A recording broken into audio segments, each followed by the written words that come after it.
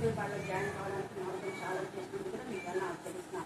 లేదా అవి కూడా మీ జ్ఞానాత్మక దాన్ని ఎక్కువగా లేదా మీ అవిని భార్యను కూడా మీ జ్ఞానాత్మక ఇవ్వాలి. బ్యాంకుల్లో ఉంటుండగా మీ సన్నిధాన్ని పేరుపరచండి. పిల్లలు కూడా మా తెలుగు ఆశ్రయించండి. జ్ఞానానికి మీరు బలాభివృద్ధి చెందుతా కూడా మీకు కావచ్చు. అరికలో అర్థం భక్తులకి పిల్లలు బట్టి చూస్తున్నాం. మరి చేసిన వాళ్ళ యొక్క తల్లిదండ్రులు కూడా మా తల్లిని ఆశ్రయించండి. తల్లిని లేదా నా అక్క బిడ్డలు మీరు దీవించడం ప్రారంభిస్తున్నాం.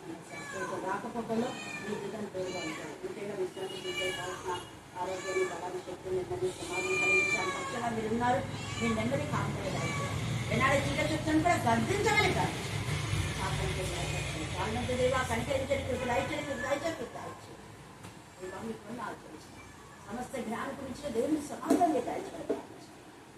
నీకే వర్ణాలు తెలుస్తూ ప్రతి బుద్ధ నా ప్రభా అన్ని దేవ నా ప్రభా మరి అజయ్ అదే నా దేవ అలాగే మీరు వాళ్ళన్నీ కూడా మీరు నానాటికి అభివృద్ధి చెందడానికి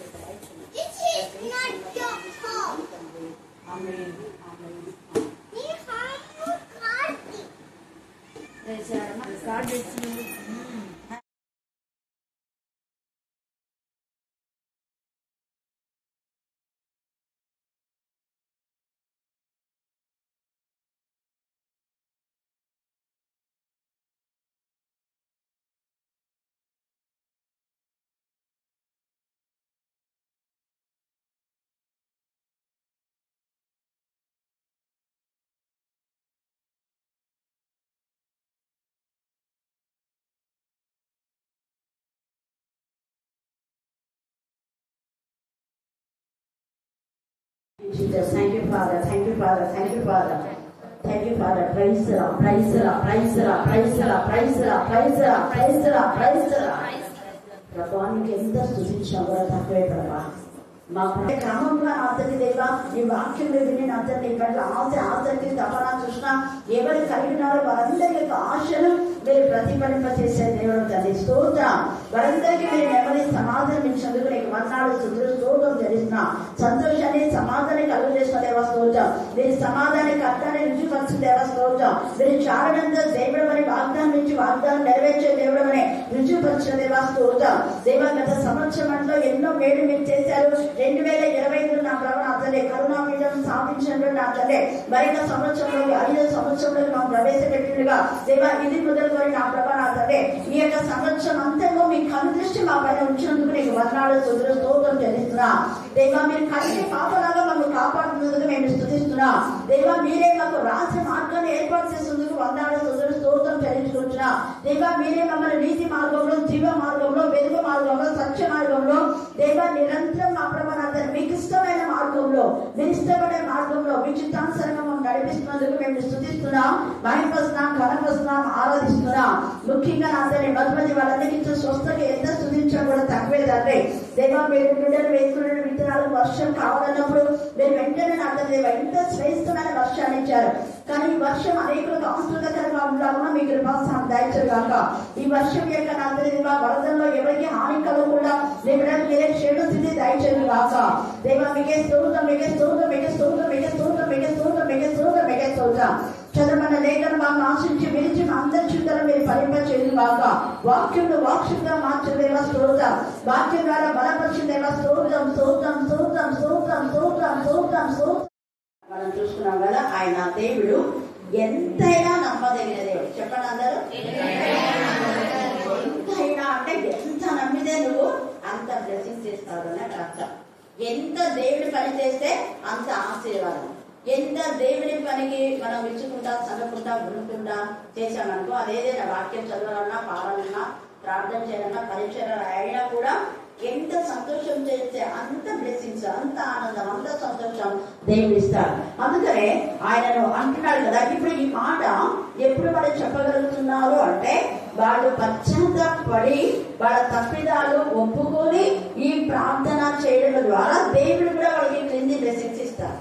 ఎప్పుడైతే వాళ్ళు తప్పిదాలు ఒప్పుకున్నారో వాళ్ళు తప్పిదాలు ఒప్పుకోనందు వలన వాళ్ళకు ఎలాంటి ఉగ్రత వచ్చిందో మనం చూస్తాం. విలాప వాక్యంలో 2వ అధ్యాయం 10వ వచనం చదవండి.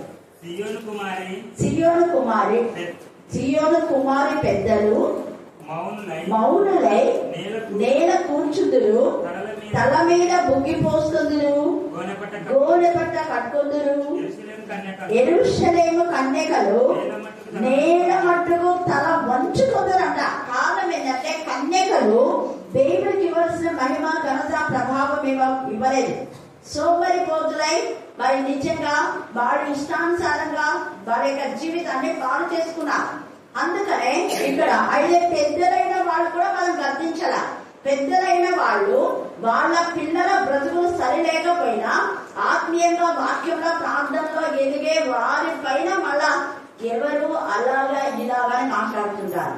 అప్పుడు వాళ్ళ బతుకులంతా ఇలాగైతే అంటే పెద్దలు గర్తించలేదు కాబట్టి పెద్దలు వాళ్ళ యొక్క పిల్లలు చూడండి ఎంత తేలికగా మాట్లాడుతున్నాయి. ఇక్కడ సియోను కుమారు పెద్దలు మౌనులై నేల కూర్చుంటురు. పెద్దలైన వాళ్ళు తమ పిల్లలు తాగుబోతులుగా, తిరుగుబోతులుగా, వదలుబోతులుగా, నిద్రబోతులుగా ఉన్నారు. సిగ్గు లేకుండా చక్కగా ఇలా వాక్యం చెప్పుకునే పిల్లల పైన మళ్ళీ ఏదో ఒకటి మాట్లాడుతున్నారు. చిన్న పిల్లలను చూసి వాళ్ళు ఎంత చక్కగా వాక్యాలు చెప్పారని దైవచనుడే ఎంత అప్రిషియేట్ చేశారు కదా. పబ్ల నుంచి వచ్చి ఎంత వాళ్ళు అన్నారు, అప్పుడే మా కడుపు నిండిపోయిందాక ఇంకెన్ని రోజులు అన్నారు వాళ్ళు. హల్లెలూయా, హల్లెలూయా. వాళ్ళు అన్నారు మళ్ళీ సంఘంలో ఆదివారం రోజు కూడా ఇంత ఆసక్తిగా రారు అన్నారు. చెప్పారా కదా? ఇంత ఆసక్తితో అసలు వీళ్ళు ఎంత ఆసక్తితో వస్తున్నారు, వాళ్ళు ఎంత అసలు నమ్ముతూ ఎంత ఆనందంతో ఉన్నారు. ఇక్కడ కొంతమంది ఊకేదో రావాలని ముఖాలంతా విరాడేసుకొస్తున్నారు. అలాగా లేదు అని వాళ్ళ ముఖాల్లో నేను అన్నా వాళ్ళు ఎప్పుడు చేశారో తెలుసా, కానీ 4 గంటలకు చేస్తారన్నా. ఇంకా సంతోషపడ్డా. 4కే లేచి మళ్ళీ వాళ్ళ పనులు లేవా చెప్పాను నేను. మా అర్థం అక్క గురించి ఆమె ఎంత పని ఇంట్లో ఒక్కది అన్ని పనులు చేసుకొని పొలానికి పెంచి మళ్ళీ ఇక్కడ చేస్తుంటారు. అలాగా అక్కడంతా తొందర వేయించిన బొమ్మలు ఆ పిల్లల గురించి చాలా బ్లెస్సింగ్స్ ఇచ్చిన బొమ్మలకు కన్నా. హల్లెలూయా, హల్లెలూయా. చిన్న పిల్లలైనా నాలుగు ఎంత అలర్ట్గా వచ్చేస్తున్నారు. అసలు నాకే ఇదైపోయింది.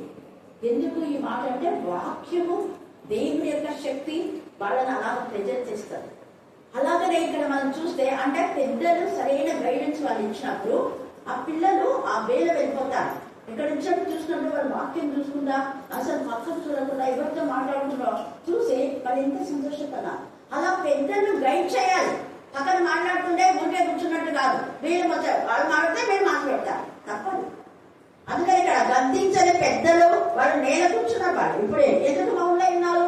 అప్పుడు మాట్లాడలేదు కాబట్టి అప్పుడు మౌనంగా ఉన్నారు. అప్పుడు వాళ్ళు మాట్లాడుతుంటే వీళ్ళు కూడా మాట్లాడినారు. ఇప్పుడు నోరు మూసుకుపోయింది. ఇప్పుడు వాళ్ళ దేవుడు ఏం చేశాడు చూడండి, తలల మీద బుగ్గి పోసుకుంటారట, గోడె కట్ట కట్టుకుందరు. అప్పుడు ఎత్తింత లేచి మాట్లాడినారే, ఇప్పుడు మాట్లాడుతున్నాయి రావు. యెరూషలేము కన్యకలు నేల మట్టుగా తలవచ్చు కన్యకలు. ఇక్కడ పెద్దలు తప్పు సరి చేయలేదు, తప్పు మాకు చెప్పలేదు పెద్దలని పెద్దలను ఆడిపోసుకుంటున్నారు. కన్యకలు మాకు చెప్పాలి కదా, వాళ్ళు పెద్దలు చెప్పలేదు. మేము ఎలా ఉంటే అలాగే అని వాళ్ళు కూడా వత్తాసు పడినారు. అందుకని వాళ్ళకు అదే శిక్ష, వీళ్ళకు అదే శిక్ష. అందుకనే చూడండి, యెరూషలేము కన్యకలు నేల మట్టుకంట తల వంచుకుందరు. నా జనుల కుమారికి కలిగిన నాశనం చూడగా నా కన్నులు కన్నీటి చేత క్షీణించుచున్నాయి. నా అంతరము శోభించున్నది, నా కాలేజము నేల మీద వండుచున్నది. శిశువులు ఇక్కడ కన్యకలు అయిపోయినారు, పెద్దలు అయిపోయినారు. ఎవరు మిగిలినారు? శిశువు. ఎంత ఇది చదివేటప్పుడు గుండెపోతాయి. శిశువులు చండి బిడ్డలను పచ్చదపు వీధుల్లో ఏమైతున్నారట, మూర్చులు. అంటే మీరు తల్లి ఏమైపోయినారు? ఒకసారి ఆలోచించారు. పడేసిన పిల్లలు అలాగే ఇప్పుడు కూడా గొప్ప పొలములు ఎగోపించే బహుమానం లేకుండా ఇష్టానుసారంగా పిల్లలు తిరుగుతున్నారు వీధులలో. సిగ్గులేదా మీకు? అప్పుడు మీ పిల్లలు ఇష్టానుసారంగా తిరుగుతుంటే మీరు మౌనంగా. ఇప్పుడు వాళ్ళ పిల్లలను వీధులలో పడేలా చేశారు దేవుడే. చూడండి ఎంత తేలిక ఇక్కడ మాట్లాడుతున్నాడు. శిశువులను చంటి బిడ్డలను పచ్చదపు వీధులలో మూర్ఛిల్లేదు అనే మాట చాలా ఇన్నర్ మీనింగ్ ఉంది. చంటి బిడ్డలు, పుట్టిన బిడ్డలు గొంతు విసికి చంపేస్తున్నారు. ఎక్కడంటే ఇక్కడ బిడ్డ కుప్పలో పడేస్తున్నారు. చిన్నగా గోసి తవ్వేది ఆ చిన్న పిల్లలను కూర్చోబెట్టేది, ఏమైనా బండ పెట్టేది. బండ పెడితే ఎవరు చూడాలి, కానీ దేవుడు చూస్తున్నాం. ఇంత భయంకరమైన పాపం చేసి దేవుడి దగ్గరికి వస్తే దేవుడు వాళ్ళ ప్రార్థన వింటాడా? ఎందుకు వింటాడు? వినడు ఆయన. అందుకనే నేను ప్రార్థించగా నువ్వు నా ప్రార్థన వినకపోతివి అని వాళ్ళ దేవుని వెనకాల సనుకుంటా. చూడండి ఇక్కడ మన ఇక్కడే ఉంది 8వ వచనం, 3వ అధ్యాయం 8వ వచనం. నేను బతిమాలి మొదటి నన్ను నా ప్రార్థన వినపడకుండా తన చెవి మూసుకొని ఉన్నాడు. ఆయన నా మార్గంలో అడ్డంగా చెక్కుడు రాళ్ళు కట్టి ఉన్నాడు. నేను పోజాలకుండా నా త్రోవలను కట్టివేసి ఉన్నాడు. నా ప్రాణములకు ఆయన పొంచున్న ఎలుగు వంటి వలె ఉన్నాడు. దేవుని మీద మన నేరాలు. నా ప్రార్థన వినటంలా నా బాధ నీకు తెలియదా? మేమైతే బాధపడుతుంటే నీకేం చూస్తున్నావు కదా అన్నట్టుగా దేవుని మీద వాళ్ళ తప్పులు వాళ్ళు సమర్థించుకొని మళ్ళీ దేవుని మీద నేరాలు. ఆ ప్రార్థన వినకున్నావు, నువ్వేం చెవుడు వినకున్నావు అంటే ఎన్నో మీకు ఏంటి దగ్గర నువ్వు చెవుడు వినకు, అంతే కదా, నువ్వు చెవుడు అన్నట్టుగా మాట్లాడు. ఇదంతా ఇక చాలా ఉంది. నేను చదువుకోండి ఇలాగా మొత్తం టోటల్గా పెద్దలు కన్యకలు. ఈ కన్యకలు అనే మాట పెళ్లి కాకముందే వాళ్ళు చేసే పాపం జీవితాల గురించి ఇక్కడ మాట్లాడుతున్నాడు. అందుకనే శిశువుడు చంటి బిడ్డల పట్నం వీధుల్లో మూర్చలేదంటే చచ్చిపోయిన వాళ్ళగా పడిపోతున్నాడు అక్కడ అర్థం. వాళ్ళ పిల్లలకు వాళ్ళు బుద్ధి చెప్పట్లేదా? పిల్లలు తల్లిదండ్రులేక తప్పును సమర్థిస్తున్నారు, తల్లిదండ్రుల పిల్లలు తప్పును సమర్థిస్తున్నారు. అయితే ఇక్కడ కొందరు వాళ్ళలో దేవుని భయం వచ్చేసి వాళ్ళు దేవుని పట్ల క్షమాపణ కోరుకొని దేవుని నాకు ఆశపడుతుంది. ఎందుకంటే ఎంత ప్రేమ చూడండి. 21వ వచనంలో అంటున్నాడు కదా, నాకు ఆశ పుట్టుచున్నది యెహోవా కృపగలవాడు, ఆయన వాత్సల్యత ఏడంతిగా నిలిచినది కనుక మనం నిర్మూలన కాకున్న వారము. అంటే అర్థమైంది, ఇప్పుడైనా మనము దేవుని సన్నిధిలో ప్రార్థన చేస్తాం. మన తప్పిదాలు ఒప్పుకున్నాం, మనం తప్పు చేసినందుకే మనకి శిక్ష. మనకు శిక్షను చూసి మన పాపాలు పడి శిక్ష వచ్చింది అనకుండా మన దేవుని మీద నేరాలనుకుంటే నువ్వు వినకున్నావు, నేను బాధపడితే నువ్వు చూడకున్నావు, నా బాధ నీకు ఇష్టంగా ఉందా? ఆయన మళ్ళీ దేవుని మీద నేరారోపణ చేస్తారని వాళ్ళ అంతమాత్మనే మనం గుర్తించింది. మన సాక్షి వాళ్ళ మీద నేరారోపణ చేసింది. నీ పాపం ముందు పట్టుకుంటే దేవుని పైన మా ప్రార్థన వినుకున్నాడు అంటావు. వాళ్ళు అడ్డుగా వచ్చలేవా? యెషయా చదవలేదు మీకు సిగ్గులేదా? యెషయాలో ఏమిటో తెలియదా మీకు? దేవుడు ఆలోచింపకుండా ఉండడానికి చెవుడవాడు అనుకున్నావా అని అన్న మనసాక్షి వాళ్ళతో మాట్లాడుకున్నాడు. తన మనస్సాక్షి వాళ్ళు మాట్లాడుకొని తప్పిదాలు ఒప్పుకున్నారు. అప్పుడు దేవాలు వాత్సల్యత కదా, వాళ్ళ దేవుడు వాత్సల్యత జ్ఞాపకం వచ్చింది. నిజంగా మేము చేసిన దానికి చూస్తే మేము అసలు ఎక్కడో పడి ఉండవలసిన వాళ్ళు, కానీ నువ్వు ఎంత కనికరం కదా తండ్రి వింటాడువా అనేసి ఇక్కడ మాట్లాడుతున్నాడు. అందుకనే ఇక్కడ కూడా వాళ్ళు అంటున్నట్టున్నాడు 18:2-18 చదవండి. జనుడు హృదయపూర్వకంగా యెహోవాకు మొరపెట్టుడు. ఇక్కడంతా ఈ బాధ వచ్చింది. ఇప్పుడు హృదయపూర్తి మొరపెట్టుడంట. చీయోను కుమారి ప్రాకారమా, నదీ ప్రవాహం వల్లే దివారాత్మం కన్నీరు పారనిము, విరామం కలగనీయకము. మరి మనం చేస్తున్నామా? కన్నీరు ప్రార్థనే పాడతాం, కన్నీరుతో ప్రార్థన చేయాలని చేస్తాం. మరి దివారాత్మం చేస్తున్నావా? దివారాత్మం ముచ్చట్లు మాడలు ప్రార్థన చేస్తాం. ఎంత ఒక 10 నిమిషాలు 5 నిమిషాలు బాగుంటే ఒక అర్థం అంతే. దేవుని దగ్గర లెక్కలు ఉంటాయి. నువ్వు ఎంతసేపు ప్రార్థన చేసేది, ఎంతసేపు మాట్లాడేది, అన్ని లెక్కలు ఉంటాయి. లెక్కలతో సహా చూపిస్తాడు. చెప్పినా విన్నావా నువ్వు దైవజం చెప్పినా అనే మాట మనం అనిపించుకో. ఇక్కడ చూడండి, విరామం కలుగనీయకము, నీ కంటే పాపల విశ్రమింపనీయకము. నీవు లేచి రేగి మొదటి చామున మొరపెట్టును, నీళ్లు కృంభరించినట్టు ప్రభు సన్నిధి నీ హృదయం ఏం చేయాలంట? కృంభరించు. అది పసిపిల్లల ప్రాణం కొరకు నీ చేతులను ఆయన దగ్గర ఎత్తుకో. పసిపిల్లల ప్రాణం కొరకు వాళ్ళ ప్రాణం తీసేస్తున్నావు. ధైర్యమా సైతానా? నీ పాపలకు చిన్న పిల్లలేక ప్రాణం తీసేస్తావా? రాక్షసి అంటే ఏంటంటాడో లేదు, కానీ అంటే డైరెక్ట్ గా టైం లేదు. సింపుల్ గా ఇచ్చిన ఆ పదంలో ఎన్ని ఇంటర్ మీటింగ్ ఉందో అది నిజంగా గుండె సరిగా ఉంటే, మరి హృదయం దేవుడికి మహిమకరంగా ఉంటే, మరి దయార్థ హృదయం కలిగిన వాళ్ళకి అర్థం అవుతుంది. కఠిన మహిమ వాళ్ళకి అర్థం కాదు. నేను పెద్దగా ఇంకా చంపి నా పెద్దగా చంపితే నాకు తేడా, చిన్నప్పుడు చంపితే నాకు తేడా. చూడండి ఎంత బాగా పాపంలో కవర్ చేసుకుంటున్నాం. ఇక్కడ ఎంత చక్కగానే పసి పిల్లల ప్రాణం కొరకు చేతులను ఆయన దగ్గర ఎత్తువు, ప్రతి వీధి మొదలను ఆకులుకొని వాళ్ళు మోక్షించున్నారు. నీవు ఎవరి ఎడలా ఈ ప్రకారం చేసిదువో యెహోవా దృష్టించి చూడు. ఎంత చక్కగా ఇదంతా చదవండి, చాలా ఉంది. అయితే ఇక్కడ అవన్నీ గుర్తు చేసుకొని పశ్చాత్తాపడిన వాళ్లకు దేవుడు అద్భుత రీతిగా ఇది 1:22 కూడా దేవుడు ఇచ్చిన వాగ్దానం ఉంది. అంటే 2022వ సంవత్సరంలో మనం ఇక్కడ ప్రతిష్ట జరుగుతున్నప్పుడు చెప్పినటువంటి లేఖనం కాకుండా అందుకని ఇక్కడ అంటున్నాడు కదా, ప్రత్యేకంగా ఆయన ఎంత తేజగా మనతో మాట్లాడుతూ అన్నాడు. ఆయన కనికరము ఎంత గొప్పదో ఇక్కడ వర్ణిస్తూ అన్నదినం అంటే ఒక్క రోజు కాదు. అందుకే మనం నిర్మూలం కాదా. ఒకవేళ మళ్ళా నీ మొదటి నీచమైన స్థితిలో నువ్వు ఉంటే, నీచమైన కన్నీటి లాంటి జీవితంలో మళ్ళీ నీకు ఇస్తే దేవుడు ఏమైపోతాం? పాపం విషయమే నువ్వు కన్నీరు కార్చకుండా ఉంటే, పాపం విషయమే దేవుని సందర్భం మొరపెట్టుకుంటే, నీ తప్పిదాలు నువ్వు సరి చేసుకోకుండా దేవుని సందర్భం ప్రార్థించకపోతే, ఇక దేనికోసమో నువ్వు జీవితం అంతా కన్నీరు కాల్చాల్సి వస్తుంది. అది బాగుంటుందా? ఇది బాగుంటుందా? అందుకని ఇక్కడ అన్నాడు, ఆయన వాత్సల్యత ఎడతెగక నిలిచినది కనుక మనం నిర్మూలం కాకుండా వాళ్ళము అనుదినము నూతనంగా ఆయన వాత్సల్యత పుట్టించున్నది. నీవు ఎంతైనా నమ్మదగిన దేవుడు. యెహోవా నా భాగమని నేను అనుకుంటున్నాను. దేవానివే నా భాగమని అనుకున్నావా? భాగం అనుకుంటే దేవుని చదివి పలుగు వస్తాం. నీవే నా భాగం అంటే ఎక్కువ వాక్యానికి ప్రధాన స్థానం ఇస్తాం. దేవుని యొక్క పనికి, దేవుని యొక్క విషయాలుగా దేనికైనా ప్రార్థన, వాక్యం వినడానికి, చదవడానికి, చెప్పడానికి, మరి మందిరంలో పరిచయం అన్నిటికీ టోటల్గా నీవే నా భాగం. కాదేవా నా ఉద్యోగమే నా భాగం, నా పిల్లలే నా భాగం, నా చేయనే నా భాగం, నా పనే నా భాగం, అదే నా భాగం, ఇదే నా భాగం అనుకుంటే మళ్ళీ ఈ స్థితి వస్తుంది. దేంట్లో మనం ఉన్నాం? 2025లో మన నిత్యంగా ఈ యొక్క మరి నిన్నటి దినానికి ఈరోజు 5వ సంవత్సరంలో మొదటి దినంలో నిజమైన పశ్చాత్తాపం మనకుండి దేవుడే మన భాగము అని అనగలుగుతున్నామా? భాగము అనే మాటలో మనకున్నదంతా దేవుడే. ఇంకా ఈ నా శరీరం నీకు ఆలయంగా చేశాను కదా. దేవుడు అంటాడు, ఇది నేను ఇచ్చినటువంటి మందిరం, ఇది నా శృంగార మందిరం, నేను దాన్ని శృంగారించుకుంటా అంటాడు. అది కూడా ఉంది వాక్యం. నా శృంగార మందిరంను నేనే శృంగారించుకుంటా అంటాడు. దాని అర్థం ఏంటంటే, నా పిల్లల యొక్క మరి ఆ యొక్క శరీరం ఏ విధానంలో ఉండాలో నేనే చూసుకుంటా అంటాడు. ఇంకొక చోట అంటాడు, వాళ్ళ శరీరం అంతా నల్లగా అయిపోతుంది అంట, చిల్లపెట్టి వల్ల అవుతుంది. అది కూడా ఉంది.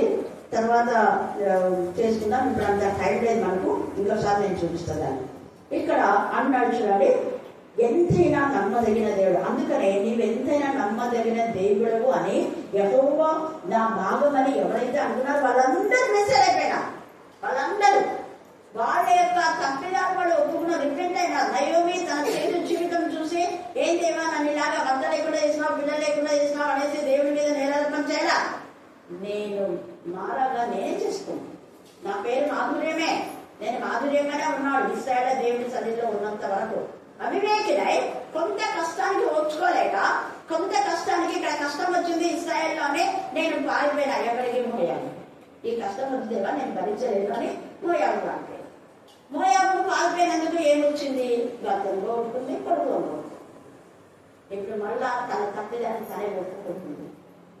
చిన్న కష్టం వచ్చిందని నేను పారిపోయినా, ఇప్పుడు ఎంత పెద్ద కష్టం వచ్చింది. చిన్నది కష్టం అనుకుంటే పెద్ద కష్టం దేవుడిస్తాడు. జాగ్రత్త. దేవుని విషయంలో ఎప్పుడు కూడా మనం అజాగ్రత్తగా ఉండాలి, అలర్ట్గా ఉండాలి. చిన్న విషయానికి ఆమె చేసే తప్పిదం భర్త కుమారుని పోగొట్టుకున్నలా చేసింది. మరి పశ్చాత్తాపడింది. అప్పుడు మళ్ళా ఇశ్రాయేలు దేవుడు సమృద్ధిలోకి అనిపించాడు. ఎప్పుడు పశ్చాత్తాపం. దావీదు కూడా పశ్చాత్తాపన్నాడు, శ్రేష్టమైన కుమారుని ఇచ్చాడు. శాంసన్ కూడా పశ్చాత్తాపన్నాడు, చేసిన తప్పును మళ్ళా ఒప్పేసుకున్నాడు. ప్రభు నేను అవివేకినే, మా అమ్మ చెప్పిన మా నాన్న చెప్పిన వెళ్ళలేదు, నువ్వు ప్రత్యేకింపబడిన వాడు కూడా, నువ్వు ప్రతిష్ఠించబడిన వాడు, దేవుడిని ఏర్పాటు చేసుకున్నాను ఆయన. ఇప్పుడంతా యవ్వన జీవితం, యవ్వన జీవితంలోని యవ్వన జీవితంలో ఎంజాయ్ చేయాలి. తర్వాత ఎప్పుడు వస్తుంది, నువ్వు చెప్పినట్టుగా నడుచుకుంటాలి అనుకోని ఇష్టానుసారంగా తల్లిదండ్రుల మాట వినకుండా సమృద్ధిని ఆధారం చేసుకుని బ్రతుకు పాటు చేసేసుకున్నాను. యెహోవా నీవే నా భాగం అనేది. అప్పుడు శరీరంలో ఆయన కావాల్సిన కోరికలే నా భాగం అనుకున్నాడు. తెలియగానే ఆయన పెద్ద ఇదిగా కనపడింది ఆనందం. నిజమైన ఆనందం తెలియడాలో చూసినాడు, నిజమైన ఆనందం రాహేలులో చూసినాడు. యాకోబు రాహేలుతో ఎంత వరకైతే ఆయన ఇష్టపడ్డారో అంతవరకు బాగా వేదన అవుతాను. ఎప్పుడైతే తన తప్పు తెలుసుకొని రాహేలు గద్దిస్తాడు, నేను ఏమైనా దేవుడిని నన్ను నుంచి మాట్లాడుతున్నావు, దేవుడి దగ్గరికి వెళ్ళాడుకో అన్నాడు. కోపంగా అంత ప్రేమించి 7 సంవత్సరాలు వాళ్ళ నాన్న సర్లేదా నన్ను రాహేలు చేస్తా అంటే కూడా మళ్ళా రాహేలు ప్రేమించి 7 సంవత్సరాలు వాళ్ళ నాన్న చెప్పాలి, చెప్పకుండా కూడా చేసినాడు. చూడండి, అదే లేయ వార్త ఉంది. అందుకే దేవుడు చూసినాడు. లేయా యథార్థత, లేయా మంచితనం దేవుడు చూశారు.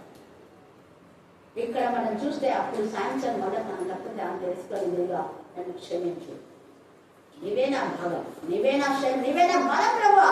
నా బలాన్ని నేను ఇలా ఈ స్త్రీలకు ఇచ్చేసి పోగొట్టుకున్నా, వ్యభిచారంతో పోగొట్టుకున్నా, నన్ను క్షమించు. నా పరిశుద్ధాత్మ ప్రాపర్టీ నేను పోగొట్టుకున్నా కదా, ఇప్పుడు నాకు పరిశుద్ధత కావాలి, నన్ను క్షమించి ఒక్కసారి నన్ను కనికరించాలి. పశ్చాత్త గుండె పదిలేలా తట్టిదారులు ఒకటి కనికరం పడుతుంది. వాత్సల్యతతో శాంతంతో బలాన్ని ఇచ్చినారు. అంత శత్రువులందరూ నాశనం వచ్చినారు. అతను కూడా చచ్చారు. నేను చనిపోయినా పర్వాలేదు కానీ నా శత్రువులు బతుకోకూడదు. హల్లెలూయా, హల్లెలూయా, హల్లెలూయా. ఆయన వాత్సల్యత గల దేవుడుగా ఉండి అంతగా దేవుని విరోధంగా పాపం చేస్తాడు. ఆయన చేత ఎంత ప్రేమించండి. ఇప్పుడు దేవుడి చెల్లెలు ఎంత ఆనందిస్తున్నాడో సంచం. కారణం పశ్చాత్తాపడి నిజంగా పెద్దల మాట వినలేదే అని ఆ యొక్క పశ్చాత్తాప హృదయం దేవుడికి ఎంత ఇష్టమైందో శుద్ధ హృదయంతో దేవుడి చెల్లికి వెళ్ళాడు. ఇంకా మళ్ళీ పాపం చేయలేదు. దావీదు కూడా మళ్ళీ పాపం చేయలేదు. ఒప్పేసుకున్నాక పాపం చేయలేదు. ఒప్పుకున్న తర్వాత కప్పుకోకూడదు, మళ్ళా ఆ పాపం రిపీట్ చేయకూడదు. అప్పుడు దేవుడు మనకి ఎంతైనా నమ్మదగిన దేవుడై ఆయన ఏం చేస్తాడంటే ప్రార్థన విని మనకు ఆయన భాగంగా ఉంటాడు.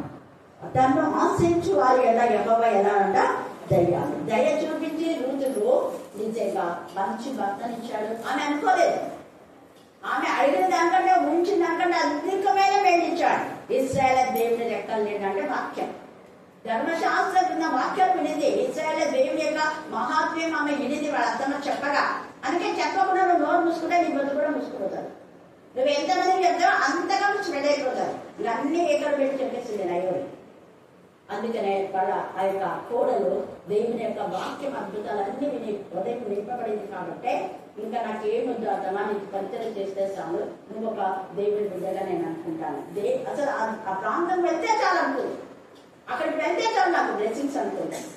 దేవుడు భర్తనిచ్చాడు, పిల్లలు ఇచ్చాడు. పనికత్తె అనేక మంది పనికత్తెలకు ఆమె భర్తనిచ్చేదానిగా ఒక మంచి యజమానురాలుగా చేశారు. హల్లెలూయా. ఆమె పేదరికం పోయింది, ధనవంతురాలు. నేను భార్య వాళ్ళది అక్కడ ఇంతగా ఆశ్రయించాను. నేను ఎండి హ్యాండ్ వచ్చాను. ఒక్క బ్యాగ్తో మాట్లాడు, స్కూల్కి వెళ్ళే బ్యాగ్తో వచ్చాను.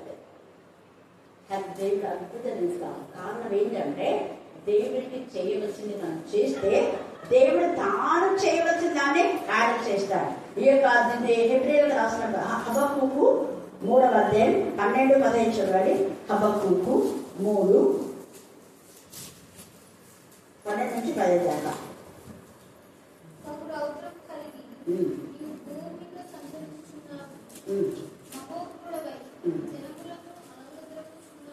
మహోగ్రులపై కోపం చేసి జనాలు అనగదొక్కుతున్నారు. అప్పటికైనా వాళ్ళకి గుర్తిస్తలేదు.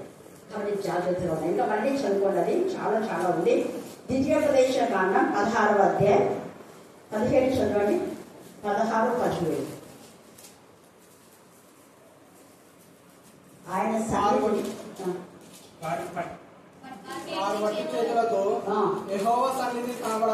అది ఈ వాక్యమే నేను ఇక్కడికి వచ్చినప్పుడు కదా, ఇంతకుముందు కూడా నేను ఆస్వాదించబడ్డానికి కారణం లేదు. ఆయన సన్నిధికి ఎప్పుడు నేను వట్టి చేతులతో వెళ్ళాలి. మీరు కూడా గమనించున్నారు. ఎప్పుడు చర్చికి వెళ్ళినా కాంపర్ వస్తాను. వట్టి చేతులతో దేవుని పిల్లల దగ్గరికి రాను. దేవుని పిల్లలు నా దగ్గరికి వస్తే వట్టి చేతులతో నేను పంపాను. ఎప్పుడైతే ఇది మాకు మా అమ్మ నాన్న నేర్పించారు, ఇది నేను ఫాలో అయ్యాను. దేవుడు నా చేతులు నింపారు. నా చేతులు కాదు, మొత్తం నింపేశారు. చూడండి ఎంత తేలిక అక్కడ ఉంది. అది కండక్ట్ చేయలేదు. కాబట్టి ఆయన సన్నిధిని మీరు వట్టి చేతులతో రాకూడదు. అది అన్యులు నేర్చుకున్న అన్యులు ఎందుకు అంతగా ఆస్వాదించబడ్డారంటే వాళ్ళు చేసేది సరైనది కాదు. కాకపోతే వాళ్ళకు దేవుడు అన్న ఆ భయం ఉంది. ఎప్పుడు వాళ్ళు ఆ దేవాలయానికి వెళ్ళినా కూడా ఖచ్చితంగా కానుక, కొబ్బరికాయ ఏవో తినుబండాలు తీసుకుంటారు. అవునా కదా?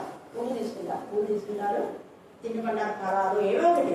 కానుక, కొబ్బరికాయ ఖచ్చితంగా తీసుకుంటారు. కొబ్బరికాయ 25 రూపాయలు తీసుకుంటారు. ఎన్నిసార్లు పోతే అన్నిసార్లు. అవి లేకుండా అస్సలు పోతారు. దాని అర్థం ఏంటంటే వాళ్ళు ఇక్కడ నేర్చుకున్నారు. మనం కూడా దేవుని సన్నిధిలో ఇలాగే వట్టి చేతులతో. ఇది ఇంకొక అర్థం ఏంటంటే దేవుని సన్నిధిలో నోరు పుస్తకం ఉండడం కాదు, చేతులు ఎత్తి దేవుని స్థితించి మాయకత్వం రెండు చేయాలి. ఇది చేయాలి, అది చేయాలి. ఇది మానగా అది చేయండి అంటాడు. మీరు దశభాగం ఇస్తున్నారు, కానీ న్యాయం లేదు, విశ్వాసం లేదు, కనికరం లేదు. అది మానవద్దు, ఇది మానదు. అది మానగా ఇది చేయాలి, రెండు చేయాలి. అలాగనే బాహ్యమైన అలంకరణ కాదు, హృదయమైన అలంకరణ మనం చేసుకోవాలి. అలాగే హృదయమైన అలంకరణ మనం ఉంది అని చెప్పేసి అనుకొని హృదయమైన అలంకరణ ఉంటే సాలేని పైకి మాట్లాడి హృదయం అంతా కలుషితం నింపుకొని పైన మాత్రం అన్ని ఆర్నమెంట్ తీసేస్తే అది పెద్ద భక్తి కాదు. అది మనం ఏది చేయాలో దేవుడు వాక్యంలో తేజగా రాసిచ్చాడు, ఎంత తేజగా. అందుకని హబక్కు కూడా ఇక్కడ వాళ్ళకి రావడానికి కారణం లేదు. తర్వాత ద్వితీయోపదేశ కాండం 11వ అధ్యాయం 11 నుంచి 17 దాకా చదివితే చాలా విషయాలు అక్కడ ఉన్నాయి. మనకు ఇప్పుడు దేవుడు నా భాగమని ఎత్తైన నమ్మదగిన దేవుడు అని చెప్పడానికి ఆయన ఎందుకు నేను నమ్మిక ఎంచుకుంటున్నాను అని. ఇంకా ఏమైపోయింది అంటే ఇంకా ఫైట్ వచ్చేసింది, నమ్మకం వచ్చేసి నేను ఇంకా దేవుడు నమ్మేస్తాను అని ఒప్పేస్తున్నాను. సాక్ష్యం, ఒక ఒప్పుకోలు, దేవుడితో ఒక నిబంధన. ఆయన యందు నేను నమ్మిక ఎంచుకుంటున్నాను. తను ఆశ్రయించు వారి యెహోవా దయాళుని సాక్ష్యం ఇస్తున్నాడు. నమ్మికించి ఉన్నాడు, తర్వాత ఇప్పుడు సాక్ష్యం ఇచ్చేస్తున్నాడు. ఖచ్చితంగా ఆయన మీరు కూడా ఆశ్రయించారు. నేను ఆశ్రయించు, నాకు మేలు చేస్తున్నాడు, నేను కూడా మీతో మాట్లాడుతున్నాను. అలాగే అందుకని ఇక్కడ అన్నాడు కదా, తను ఆశ్రయించు వారి ఎడల యెహోవా దయాళుడు, తను వెతుకు వారి ఎడల ఆయన దయచూపు వాడు. నరులు ఆశ కలిగి యెహోవా అనుగ్రహించు రక్షణ కొరకు ఓపిక కనిపెట్ట మంచిది, అది మంచిది అంటున్నాడు. ఓపిక నీకుండా. ఇప్పుడు ద్వితీయోపదేశ కాండం దగ్గరికి వద్దాం. 11వ అధ్యాయం 11 నుంచి 17 దాకా చదవండి. మీరు నది దాటి స్వాధీనపరుచుకున్నటకు దేశము కొండలు లోయలు గల దేశము అది ఆకాశ వర్ష జలం. అది మన యొక్క ధ్యాన భాగం ఇదే. కానీ అనుకోకుండా మరి ఎంత చక్కగా దైవచనుడితో దేవుడు మరలా మాట్లాడించాడు. నేను చెప్పడం వేరే వాళ్ళ గురించి మనం చెప్పకపోయినా వాళ్ళు చెప్పడం అది విశేషం. అది నేను అందుకనే పిల్లలతో వాక్యం చెప్పిస్తా. ఆ వాక్యాలలో కూడా పిల్లలతో దేవుడు మాట్లాడుతున్నాను. మనం ఏం చెప్పం, వాళ్ళకి ఫలాన్ని నేర్చుకోవాలి, కానీ వాళ్ళకు వాళ్ళుగా నేర్చుకొని వస్తున్నాం ఇక్కడ. అందుకని ఇక్కడ మాట్లాడుతున్నాడు కదా, ఎంత చక్కగా మీరు నది దాటి స్వాధీనపరచుకో. నది దాటి అనే మాట చాలా అర్థం ఉంది. మీరు మీ యొక్క పాపం జీవితంలో దాటిన తర్వాత, పాపమును వదిలివేసిన తర్వాత, దేవునికి మహిమకరంగా జీవించాలని ఒక నిర్ణయం చేసుకున్న తర్వాత, నది దాటిన తర్వాత 1 సంవత్సరం వెళ్ళిపోయింది, ఇంకో సంవత్సరంలోకి వచ్చాడు. బర్త్డే కానీ, హౌస్ డెడికేషన్ కానివ్వండి, వెడ్డింగ్ డే కానివ్వండి, చర్చ్ డే కానివ్వండి, బర్త్డే కానివ్వండి, అయితే అది ఏదైనా దాని ఆ సంవత్సరం అయిపోయింది, ఇంకా నూతనంగా మనం ప్రవేశపెట్టబడ్డాము అని అంటే, లేదా ఒక దినం అయిపోయింది, ఇంకొక దినంలో మనం ఉన్నాం. అప్పుడు ఆ దినం దేవుని పైన ఆధారపడుతున్నామా? అవన్నిటికీ అక్కడ అర్థం. అది ఆకాశ వర్ష జలము త్రాగును అంటున్నాడు. దీని ఎంత అర్థం ఉందంటే అంత అర్థం ఉంది. ఆకాశ వర్ష జలము త్రాగును అనే మాట, ఆకాశం నుంచి ఏం వర్షాన్ని ఇస్తున్నాడు దేవుడు అంటే, నేను వారికి మంచు వలె ఉంటానంటాడు. మనం చూస్తే హోషేయ 14లో చెట్టుకు మంచు ఉన్నట్టుగా నేను వాళ్ళకు ఉంటాను అంటే, ఎప్పుడు ఫలించే జీవితమే వాడిపోదు. దాని ఆకు వాడదు, కాపు మానదు. 15 ఒక్కదానికొకటి ఎంత నిపుణుచుడని, దేవుని వాక్యం ఎంత అనుబంధంగా ఉంటుందో. ఎప్పుడు కూడా ఇంకొక ఆశీర్వాదం ఏంటంటే, అది కడవరి వర్షం, తొలగని వర్షం ఇస్తుంది, కడవరి వర్షం వస్తుంది. అంటే నువ్వు పుట్టినప్పటి నుంచి నువ్వు చచ్చిపోయేదాకా ఈ వాక్యం అనే నీరు ద్వారా దేవుడిని ఎప్పుడు ఫలింపచేసే బిడ్డగా చేస్తాను. నీ మరణం వరకు, తర్వాత నిత్య జీవంలోకి తీసుకువెళ్తాను. అక్కడ ఇంకా నీరు అవసరంగా, అక్కడ వెలుగు అవసరంగా, అక్కడ ఎప్పుడు కూడా మనం ఆనందమే, దేవుడే మనకు తోడుగా ఉంటాడు అనే మాట, జీవజల నష్టాలు తిరుగుతూ ఉంటాయి అనే మాట అక్కడ పరిశుద్ధాత్మ దేవుడు మాట్లాడతారు. ఇక్కడ ఆకాశ వర్ష జలం అంటే పరిశుద్ధాత్మ. హల్లెలూయా, హల్లెలూయా, హల్లెలూయా. కరుణా పీఠంలో ఉన్న ప్రతి ఒక్కరు పరిశుద్ధాత్మతో నింపబడాలి. పరిశుద్ధాత్మతో మధుమతి ఒకప్పుడు అంతా, నేను ఫస్ట్ ఇక్కడికి వచ్చినప్పుడు ఉన్నది బొట్టు, తర్వాత చూసిన వీళ్ళు ఏంటి హిందువులో అన్నా. నేను జయంతి నాకు పరిచయం చేస్తుంది, మధుమతి వాళ్ళ బంధువులు అన్నమాట. అప్పుడు జయంతి, కాంతమ్మ, గ్లోరీ ఉండేవాళ్ళు అన్నమాట, ఎమ్మెల్యే, నలుగురు మాత్రమే. ఆ తర్వాత మధుమతిని పరిచయం చేశారు. ఆమెకు అప్పుడు బాగాలేకపోయింది, వెంటనే ప్రేమ్ చేయడానికి నన్ను తీసుకువెళ్ళాను. అంతకుముందు నేను ఆమె చూసినప్పుడు బొట్టు ఉంది, ఇలా సీరియస్గా చూసి నేను అలా వెళ్తాను. చర్చికి వాళ్ళు వచ్చేవాళ్ళు లేదు, నాకు అంత ఐడియా లేదు. అనుకోని ఈమె హిందువేమో అని అనుకున్నా. తర్వాత అక్కడ పోయిన తర్వాత ఈమె ఒక రోజు ఇలా పెట్టుకుందంటే వాళ్ళకి హిందూసే, కాకపోతే ఇంకా వీటికి ఇచ్చారన్నట్టు మాట్లాడినా. ఆ తర్వాత తెలిసిస్తుందన్న. నేనేం చెప్పాలి, నేను చెప్పకపోయినా తర్వాత దేవుడి ఊషంగా దేవుడి దగ్గర చూపించు. పరిశుద్ధాత్మ వర్షం వర్షిస్తే అసలు ఎంతగా దేవుల్లో ఉండిపోతారు అంతగా. తను మారడమే కాదు, వాళ్ళ అక్క మారేది, వాళ్ళ చెల్లి, వాళ్ళ అన్న కొడుకులు పాత్ర వాళ్ళ పెద్ద బిజినెస్ మ్యాన్ అయినా కూడా సేవలు అన్నారు. తర్వాత వాళ్ళ మరి అన్న జాషువా క్రిస్టియన్ కౌంటింగ్, అందుకనే ఇండిపెండెంట్ చర్చ్. మన వాళ్ళు ఈ ఊరు వేరే వేరే ఎవరో వస్తుంటారు, ఈ ఊరు వాడే కదా. ఎప్పుడైనా నేను చర్చి కడుతున్నాను నాకు ఇవ్వండి కనుక అన్నారా? అన్నారు. దేవుని పిల్లలు ఎప్పుడు పెంచారు, అడిగిన దానికంటే ఉంచిన దానికంటే ఎవరు ఇస్తాడు? దేవుడు ఇస్తాడు.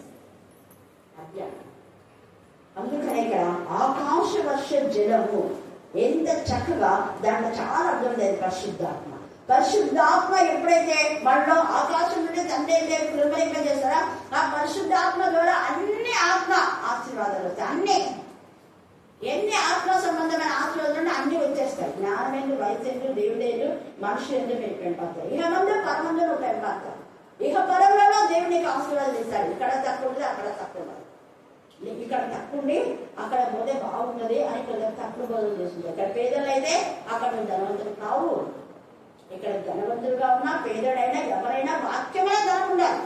అంతేగాని మనల్ని ఎప్పుడు చూడు లాజరు అబ్రహాం, లాజరు అబ్రహాం, పేదోడేమో దేవుని చదివికి వాయా, ధనవంతుడేమో నాకు ఇదే పోలే.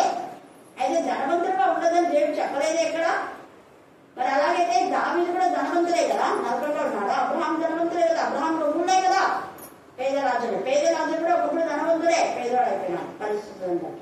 యోగు ధనవంతుడే కదా, మరి ఆయన ఎక్కడున్నాడు? నరకంలో ఉన్నాడు. ఆయన తెలివి లేని వాడు. ఆ ధనవంతుడు పిసినాడు. ఆ ధనవంతుడు వాళ్ళ సొంత వాళ్ళకు కూడా ఇవ్వకుండా నేను నా గదులు కట్టించుకొని చచ్చిపోయే వరకు బాగా ఉన్న హాయిగా నేను, నా పిల్లలు, నా భర్త, నా కుటుంబం అంతే. వేరే వాళ్ళకి హెల్పింగ్ నేచర్ లేదు, వేరే వాళ్ళకి సహకరించే మనసు లేదు. వాళ్ళు అలాంటి వాళ్ళు. అయితే పరిశుద్ధ ఆత్మతో ఉండేవాళ్ళు అనేకులకు సహకరిస్తారు, అనేక ఆత్మల భారం కలుగుతారు. వాళ్ళ ఫ్యామిలీస్ మొత్తం మార్చుకున్నారు. 5 కుటుంబాలు. ఒక అన్న ఉండేవాడు, పేరు చచ్చిపోయినాడు. అన్న చచ్చిపోతాడని కూడా తెలుసు నాకు. ఏం పేరు నాకు తెలియదు, వెంకటేశ్వర పేరు. అది ఏదో ఎక్కడికో బస్సు వేసేవాడు అన్న.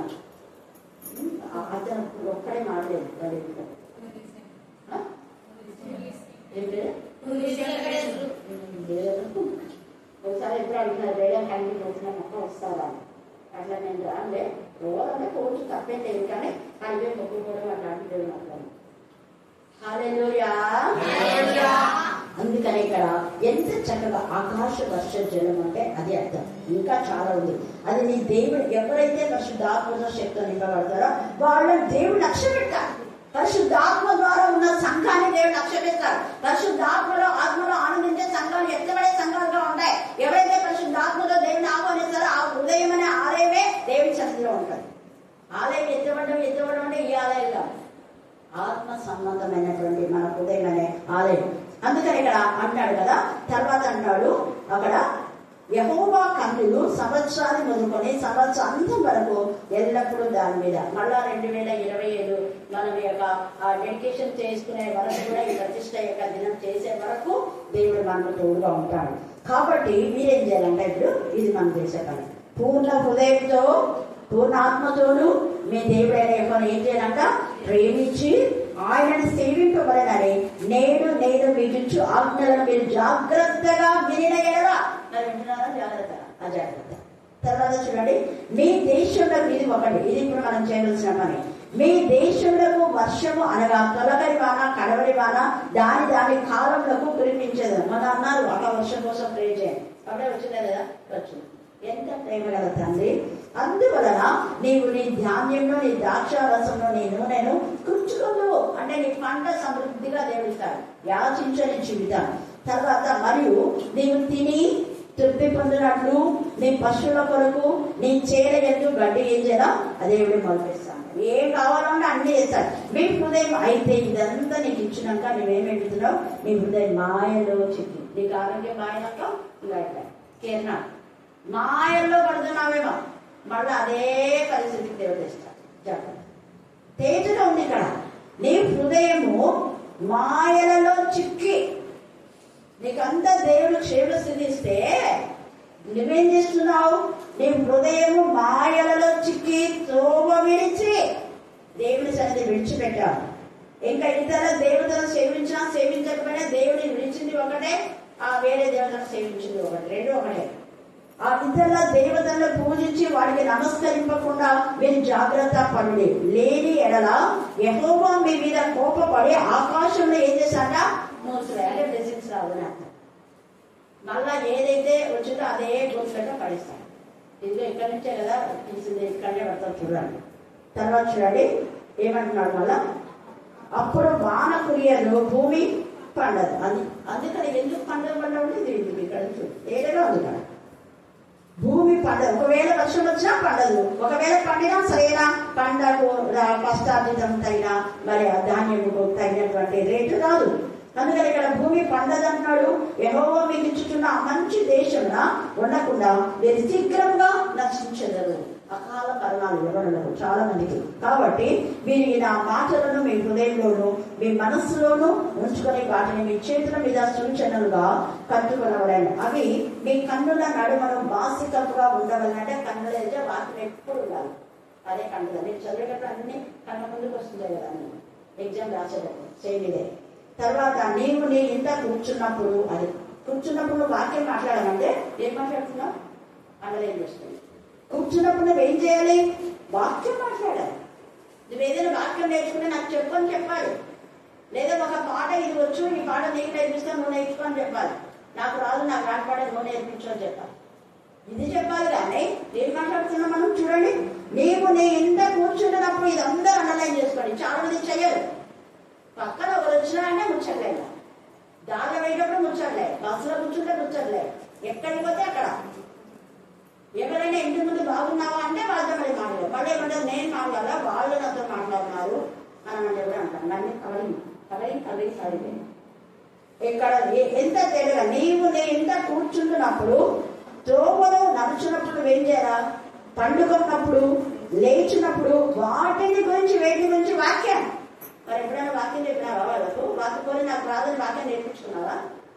మాటలే మాట్లాడు. చూడండి, వాటిని గురించి మాట్లాడుచు వాటిని మీ పిల్లలకు నేర్పి అని. అందుకని నేను మీ పిల్లలకు నేర్పిస్తాను. చిన్నప్పుడు మా అమ్మ మాకు నేర్పించింది, మేము మా పిల్లలకు నేర్పించాం.